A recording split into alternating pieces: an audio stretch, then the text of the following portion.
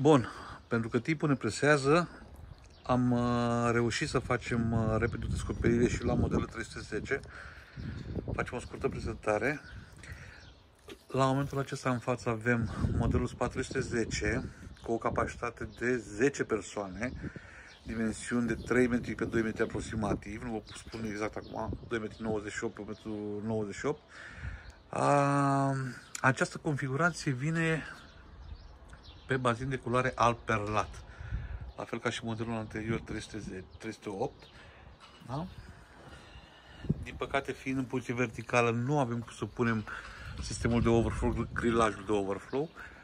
Albul perlat, nu știu dacă se vede la fel de bine, fiind în soare, o să încerc să-l prind cât mai bine. Deci, cum spuneam, această variantă este configurată în felul următor: culoare bazin alb perlat, cu jeturile gri, cu tot ce înseamnă accesorii de culoare gri, masca, vă arăt imediat, este de culoare gri, treptele de culoare gri, capacul termoizolant de culoare gri, vine inclusiv cu tava de etanșare de fibră de sticlă pentru protejarea sistemului. De asemenea, marea noutate este că nu mai vin cu sistemele clasice chinezești, toate sistemele de operare pe ele sunt canadiene de la Gecko, respectiv panoul de comandă, calculatorul, sistemul de dezinfectare cu ozon și partea de încălzire de 3000 de W.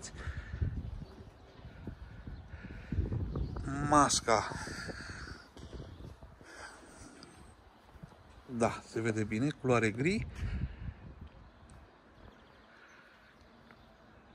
O să încercăm și din partea cealaltă.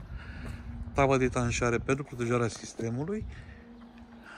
Și să spunem, noutatea absolută pentru modelele comercializate de către noi este izolația. Este izolația R10. Izolația R10 însemnând că are un strat izolator din spumă atât pe bazin cât și pe mască și pe tava de etanșare, cam de 3 sau 4 ori mai groasă, mai consistentă decât izolația standard, asigurând un consum de energie foarte redus pe timp de iarnă. Da? Deci cam acesta este modelul SPA 310, prima variantă de culoare intrată în stoc din cele 3.